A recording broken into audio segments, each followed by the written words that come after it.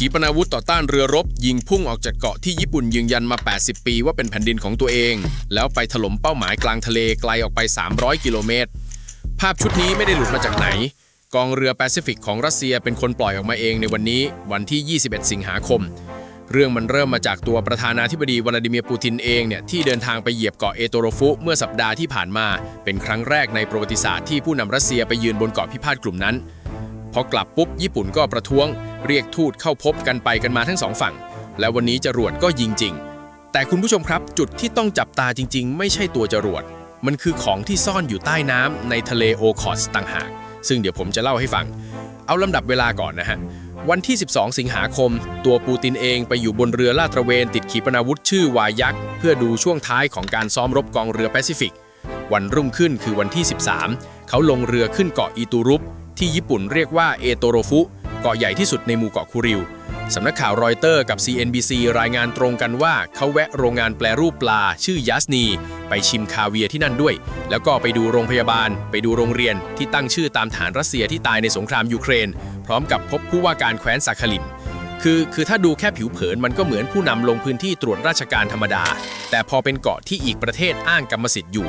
การไปยืนกินคาเวียร์ตรงนั้นมันคือการประกาศว่าที่นี่บ้านกูเอาละกลับเข้าเรื่องฝั่งโตเกียวเดือดทันทีนายกรัฐมนตรีซานะเอะทาคาอิจิซึ่งเป็นนายกหญิงคนแรกของญี่ปุ่นเพิ่งเข้ารับตำแหน่งเมื่อเดือนตุลาคมปีที่แล้วออกมาแถลงว่าการเยือนครั้งนี้ยอมรับไม่ได้อย่างเด็ดขาดและย้ำว่าดินแดนตอนเหนือเป็นของญี่ปุ่นทั้งตามประวัติศาสตร์และตามกฎหมายระหว่างประเทศเสร็จปุ๊บรัฐมนตรีต่างประเทศโทชิมิตสึโมเตงิก็เรียกเอกอัครราชทูตรัสเซียเข้ามาประท้วงทั้งฝั่งของตัวรัสเซียก็ไม่ยอมเรียกทูตญี่ปุ่นเข้าไปประท้วงกลับแบบตาต่อตาฟันต่อฟันโฆษกกระทรวงต่างประเทศรัสเซียบอกว่าปฏิกิริยาของโตเกียวนั่นแหละที่รับไม่ได้พอวันที่ 14 ญี่ปุ่นก็ตรวจพบเรือติดขีปนาวุธของรัสเซียแล่นผ่านใกล้แหลมโซยะห่างฝั่งแค่ 40 กิโลเมตรต้องส่งเครื่องบินตรวจการขึ้นไปเกาะติดแล้วมาถึงวันนี้กองเรือแปซิฟิกประกาศว่าหน่วยขีปนาวุธบาสเตียนบนเกาะเอโตโรฟุยิงจำลองการโจมตีเรือฆ่าศึกทำลายเป้าหมายได้ที่ระยะเกิน 300 กิโลเมตรได้ครบมีเรือดำน้ำพลังงานนิวเคลียร์ชื่อออมส์กับเรือลาดตระเวนวายักร่วมด้วยต้องบอกแบบนี้ก่อนนะครับว่าการซ้อมรบใหญ่นี้เริ่มมาตั้งแต่วันที่ 4 สิงหาคมใช้กำลังพล 13,000 นายเรือราว 60 ลำอากาศยานอีก 30 เครื่องไม่ใช่ซ้อมเล่นๆ 2-3 วันทีนี้หลายคนสงสัยว่าทำไมท่านโมเตงิถึงต้องออกแถลงประท้วงเรื่อง4เกาะทั้งที่ตัวเองอยู่ไกลถึงโอมานคือท่านเดินสายตะวันออกกลางอยู่ระหว่างวันที่ 17 ถึง 22 ไปซาอุดิอาระเบียแล้วต่อโอมานวาระหลักคือความมั่นคงทางทะเลกับช่องแคบฮอร์มุสวันที่ 20 ท่านคุยกับรัฐมนตรีต่างประเทศโอมานยาวเกิน 2 ชั่วโมงรวมมื้อกลางวันย้ำว่าเรือทุกลำต้องผ่านช่องแคบได้อย่างเสรีไม่ต้องจ่ายค่าผ่านทางเพิ่มคุณผู้ชมเห็นความย้อนแย้งไหมฮะนั่งเถียงเรื่องเสรีภาพการเดินเรือที่ช่องแคบฝั่งตะวันออกกลางอยู่ดีๆช่องแคบหน้าบ้านตัวเองก็โดนล็อกด้วยจรวดพอดีเหตุผลที่ต้องรีบพูดทั้งที่อยู่ต่างประเทศมันตรงไปตรงมามากเพราะข้อพิพาทดินแดนเนี่ยความเงียบเท่ากับการยอมรับญี่ปุ่นถือหลักว่าทุกครั้งที่รัสเซียขยับบน4เกาะต้องมีเสียงประท้วงอย่างเป็นทางการบันทึกไว้ทันทีไม่งั้นอีก10 ปี 20 ปีเวลาไปขึ้นเวทีกฎหมายระหว่างประเทศอีกฝ่ายจะยกมาอ้างได้ว่าตอนนั้นคุณก็ไม่เห็นว่าอะไรรวมความแล้วก็คือต่อให้อยู่กลางทะเลทรายรัฐมนตรีต่างประเทศญี่ปุ่นก็ต้องพูดทีนี้มาถึงตัวจรวดบาสเตนกันบ้างทำไม300 กิโลเมตรถึงสำคัญลองนึกภาพตามนะฮะเกาะเอโตรูฟุกับเกาะคุนาชิริมันวางตัวเป็นแนวปิดปากทางเข้าออกทะเลโอคอสทางใต้ระยะ300 กิโลเมตรที่ยิงโชว์วันนี้มันครอบคลุมช่องแคบทั้งหมดที่เรือจะเข้าออกได้ครอบไปถึงชายฝั่งฮอกไกโดตอนเหนือด้วยซ้ำแปลว่าเรือตรวจการของกองกำลังป้องกันตนเองทางทะเลญี่ปุ่นที่ออกลาดตระเวนแถวนั้นเนี่ยอยู่ในระยะยิงตลอดเวลาโดยที่รัสเซียไม่ต้องส่งเรือรบออกมาสักลำแค่ตั้งรถยิงอยู่ในป่าบนเกาะแล้วก็รอระบบพวกนี้ไม่ได้เพิ่งมาตั้งนะครับรัสเซียเอาบาวกับบาสเตียนขึ้นเกาะตั้งแต่ปี 2556 แล้วทยอยติดเพิ่มบนเกาะอื่นในแนวคูริวอีก 2 เกาะพร้อมระบบป้องกันภัยทางอากาศ S-300V4 พูดง่ายๆก็คือแนวเกาะนี้ถูกทำให้เป็นป้อมปืนยาวมาเกือบ10 ปีแล้ววันนี้แค่เปิดม่านให้ดูว่าใช้งานได้จริงทีนี้ของที่อยู่ใต้น้ำที่ผมค้างไว้ตอนต้นมันคือเรือดำน้ำนิวเคลียร์ติดขีปนาวุธข้ามทวีปของรัสเซียจอดอยู่ที่ฐานทัพแถบคาบสมุทรคัมชัตกาเรือชั้นโบเรลำหนึ่งบรรทุกขีปนาวุธนิวเคลียร์ได้16 ลูกนี่คืออาวุธตอบโต้ขึ้นสุดท้ายของรัสเซียถ้าโดนถล่มก่อนไอเรือพวกนี้แหละที่ต้องรอดเพื่อยิงกลับวิธีให้มันรอดคือเอาไปซ่อนในทะเลโอคอสซึ่งเป็นทะเลปิดล้อมด้วยแผ่นดินรัสเซียเกือบรอบเหลือทางเข้าออกไม่กี่ช่องแล้วช่องพวกนั้นดันอยู่ตรงหมู่เกาะพิพาทพอดี ถ้าเรือดำน้ำล่าเป้าของสหรัฐมุดเข้าไปได้เรือนิวเคลียร์รัสเซียก็เหมือนปลาในบ่อ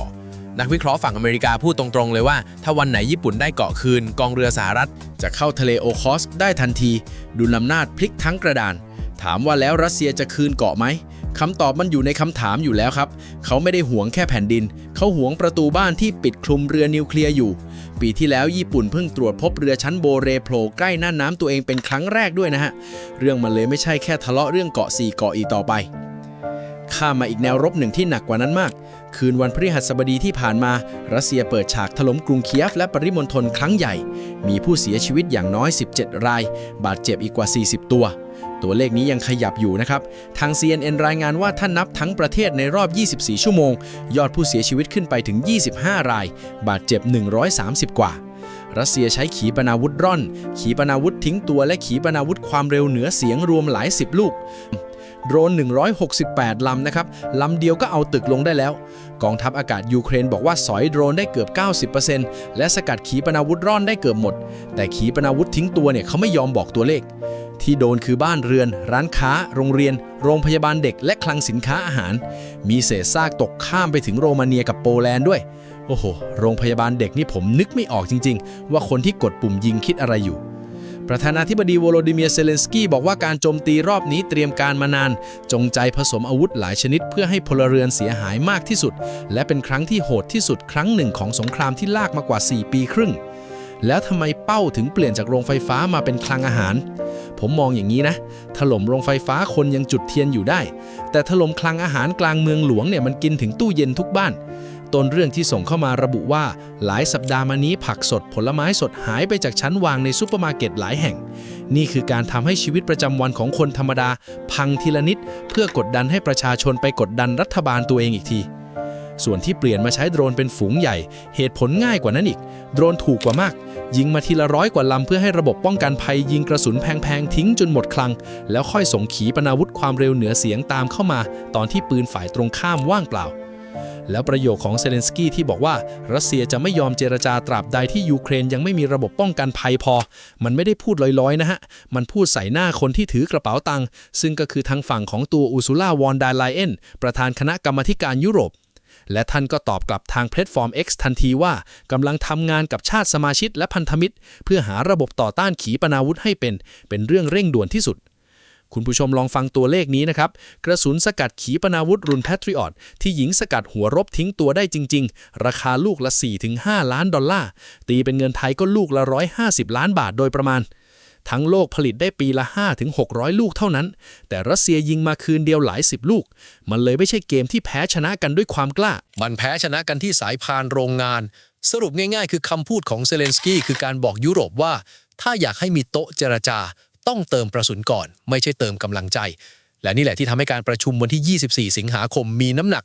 กลุ่มพันธมิตรแห่งความสมัครใจกว่า 30 ประเทศจะประชุมกันที่กรุงเคียฟตรงกับวันประกาศเอกราชของยูเครนพอดีเป็นครั้งที่ 3 ที่จัดในเคียฟนับตั้งแต่ฝรั่งเศสกับอังกฤษตั้งกลุ่มขึ้นเมื่อเดือนมีนาคมปีที่แล้วส่วนใหญ่ร่วมทางออนไลน์แต่มี 3 คนที่บินไปยืนที่เคียฟจริงๆคืออันโตนิโอ คอสตาประธานคณะมนตรียุโรปอเล็กซานเดอร์ สตับประธานาธิบดีฟินแลนด์และลุปฟรีเดนนายกรัฐมนตรีลักเซมเบิร์กปิดท้ายด้วยเรื่องที่ใกล้ตัวคนไทยที่สุดคุณผู้ชมที่ชอบกินหอยเชลล์ฮอกไกโดกินแซลมอนซาชิมิฝั่งตรงนี้ดีๆนะฮะ